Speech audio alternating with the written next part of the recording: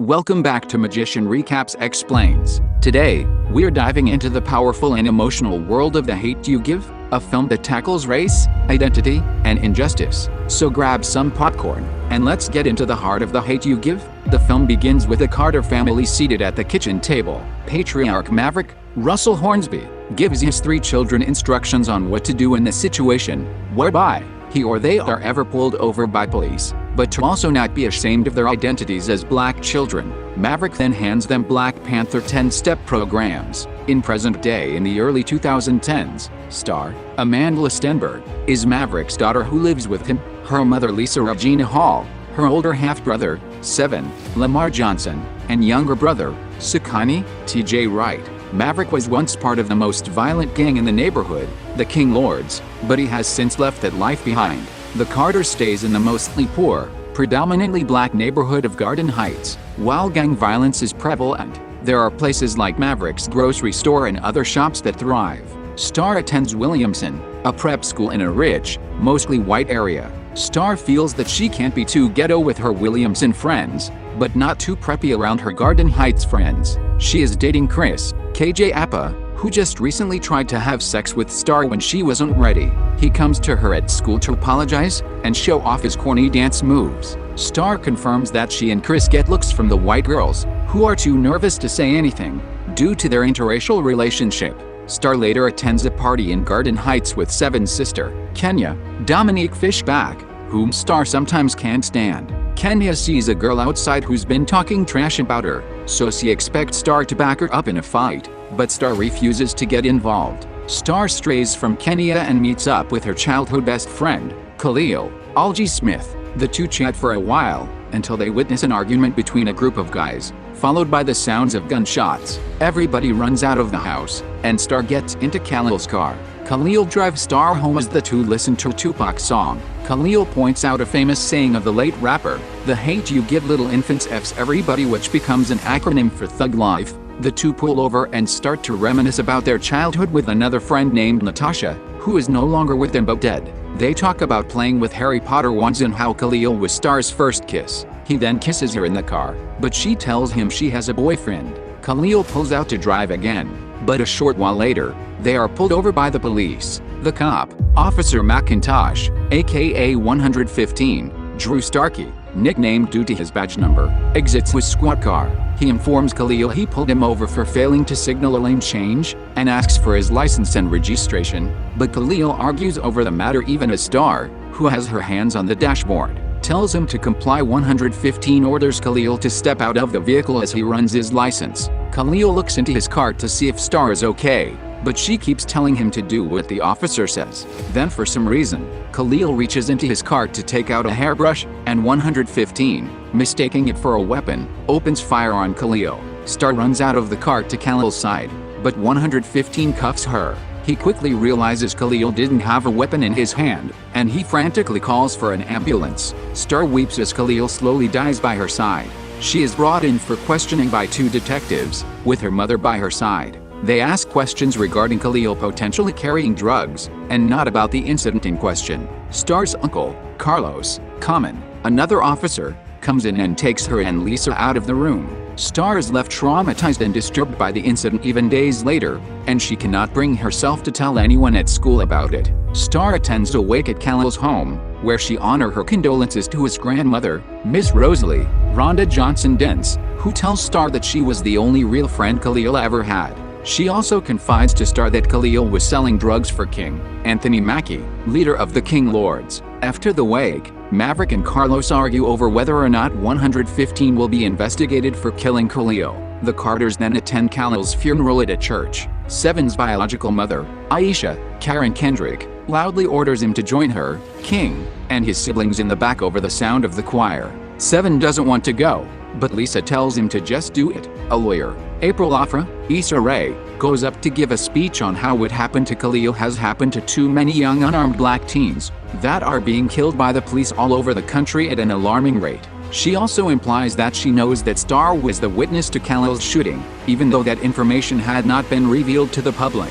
April goes to the Carters that evening to offer Star a chance to do an interview regarding the incident. She appears hesitant, and April says it's okay if she chooses not to. Before April leaves, Star brings up what happened to Natasha, started by saying they were playing with Khalil as kids until King Lord shot Natasha dead in the streets. Star was afraid to snitch on him because she feared he or the other King Lords may retaliate. She later found out months afterwards that the shooter was killed in an unrelated rival gang hit, but she still didn't speak up, and she has felt guilty ever since. April tells her not to feel guilty and says that this is her chance to get justice for Khalil. Star's parents take her to the interview, where her face is blurred out and her voice is distorted. She tells the interviewer that Khalil was working for the King Lords, which King sees on TV and got angry.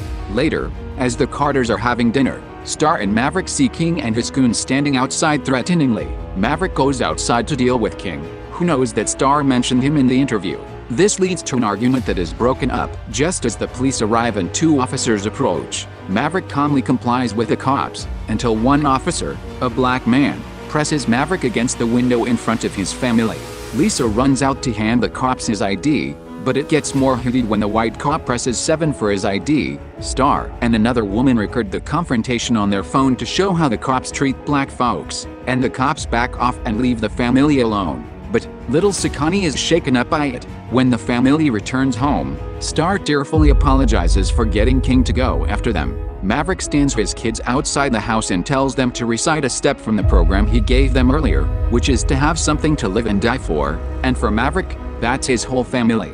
The stress from the incident puts more of a strain on Star's life at school. The other kids use Khalil's death as an excuse to get out of class to make it look like they care and are trying to protest. Star grows more distant from Chris, and things go bad with her friends, Haley, Sabrina Carpenter and Maya, Megan Lawless when they watch a news report on how 115 and his family have been getting death threats for shooting Khalil, and Haley shows more empathy for 115 than for Khalil.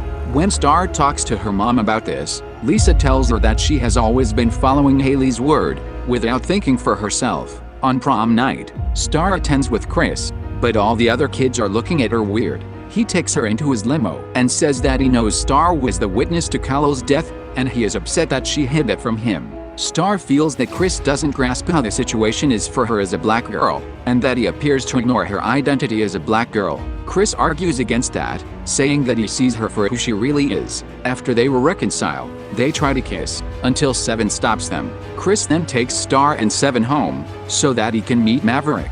The meeting turns out poorly, because although Lisa is excited to meet Chris, Maverick is none too pleased to see that Star is dating a white boy. After Chris leaves, Maverick tells Star he feels he has failed to show her what a black man should be, and Star says that he showed her what a man should, period. As the family embraces, gunshots fly through the house, sent by King's goons. Maverick brings the family to Carlos's house to stay for safety, but he and Seven go back to stand guard at the house in case King comes back, despite Lisa's resistance for neither of them to go back. Star later goes before a grand jury to give her testimony against 115, and to tell everyone of the type of person that Khalil really was. At school, Haley confronts Star and asks her when she will get over Khalil's death. Star has had enough, and she counters that Haley is only ever friendly with her because she views Star as a non-threatening black girl, which Haley confirms. She also tells Star that due to Khalil's history as a drug dealer, he would have probably gotten killed after all, and that it made sense for the officer to mistake his hairbrush as a weapon. Star then grabs Haley's hairbrush from her backpack and starts yelling at her while holding the brush like a weapon, which drives Haley to tears. Star tells her that she now knows what it feels like for black people. Chris drives Star home, but they start to see a group of black folks protesting towards City Hall. Star and Chris look at their phones and learn that 115 was not indicted for Khalil's death. Star then gets a text from Kenya to go pick up Seven, because King has beaten him up. Star and Chris arrive at King's house where Kenya and her little sister, Lyric, are tending to Seven's wounds. Aisha callously tells the kids to beat it, since King is coming back soon and she is just trying to drink. The kids head out the front door but see King arriving in his car. Aisha sends the kids out a back door for safety. The group arrives near City Hall, where a massive crowd is growing for the protest. As they approach City Hall, the crowd is halted by a SWAT team. Star tells Chris to get Kenya and Lyric out of there for safety. She then spots April, who hands her a megaphone so that Star's voice can be heard. Star stands high up and announces to the crowd that she was the witness to Khalil's death, but so is everyone else in the crowd. While the people are moved, the police start firing tear gas grenades. Star picks one up and hurls it back toward them. Star and Seven run out but are blinded by the gas. Two friends of Maverick find the kids and put them in their pickup, along with two others. Star tells them to go to her father's store to get milk to soothe the tear gas burns. The men bring Star and Seven to Maverick's shop to pour milk over their faces. The men leave Star and Seven, which King notices. As Star listens to messages from her mother, King's goon lights the store on fire. Star and Seven try to escape out the back door, but it's locked. Two other shop owners see the fire and try to help get the back door open. Maverick, Lisa, and Sikani arrive, and Maverick gets his kids out. King sees this and runs toward them. Maverick threatens to kill King and reaches into his back for the gun, only to find Sikani holding it and aiming it at King. That's when two white cops arrive and draw their guns on Sikani, to the horror of everyone else. Star stands with her hands in the air to protect her little brother, and yells to the cops asking how many more of them have to die for them to understand. Sikani drops the gun, and the police turn theirs away from him. King leaves the Carters alone. King is later arrested after multiple testimonies, and his rule over the neighborhood is now over. Star and Chris are on better terms and are stronger than ever. She is no longer friends with Haley, but she is still friends with Maya. Seven graduates from high school and is set to go to college the next year. Maverick's shop is in the process of being rebuilt, and he and Carlos get along better now. Star goes to Kal-El's home where Miss Rosalie tells Star she can take whatever she wants from Kal-El's room. She goes in and finds the Harry Potter ones that they used to play with. With her closing words, Star vows to live up to her namesake and light up the darkness. To wrap things up, The Hate U Give isn't just a movie, it's a call to action. It challenges us to examine the world through a lens of empathy, highlighting the importance of standing up for what's right, even when it's hard. The film's powerful message about race, community, and justice stays with you long after the credits roll. If you haven't seen it yet, I highly recommend giving it a watch, and as always, don't forget to like, subscribe, and hit that notification bell for more movie recaps and discussions. See you in the next one.